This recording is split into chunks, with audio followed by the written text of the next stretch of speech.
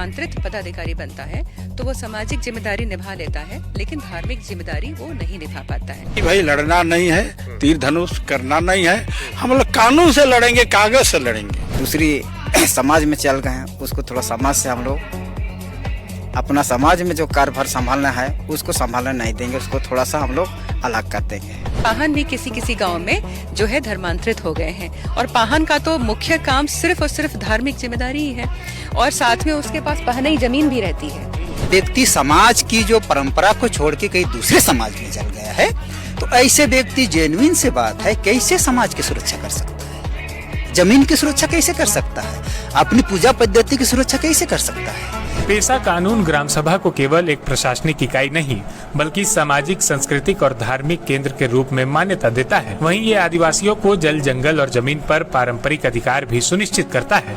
लेकिन इसी के साथ एक संवेदनशील मुद्दा सामने आता है, ग्राम सभा और पढ़ा के पारंपरिक पदों पर धर्मांतरित आदिवासियों की भूमिका। परंपरागत मान्यताओं के अनुसार इन पदों से जुड़ी जिम्मेदारियां केवल प्रशासनिक नहीं बल्कि धार्मिक और सांस्कृतिक भी है। ऐसे में यह तर्क दिया जा रहा है कि धर्मांतरित व्यक्ति इन धार्मिक कर्तव्यों को पूर्ण रूप से निभाने में सक्षम नहीं होते। इसी को लेकर खूंटी प्रखंड के डुंगरा बगीचा में एक सभा का आयोजन किया गया। इसमें 12 ग्राम सभा के ग्राम प्रधान, मुंडा, पाहन, पाइन भरा, सहायक सचिव और महिला सदस्य ने हिस्सा लिया।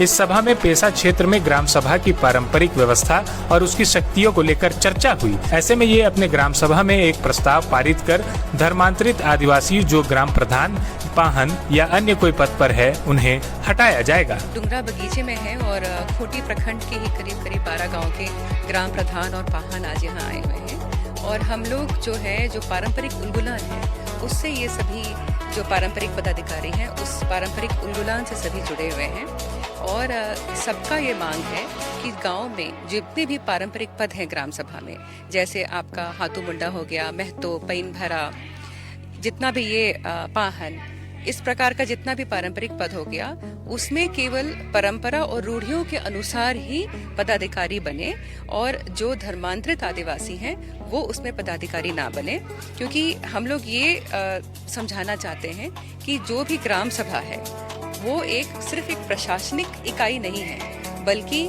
सामाजिक और धार्मिक इकाई भी है।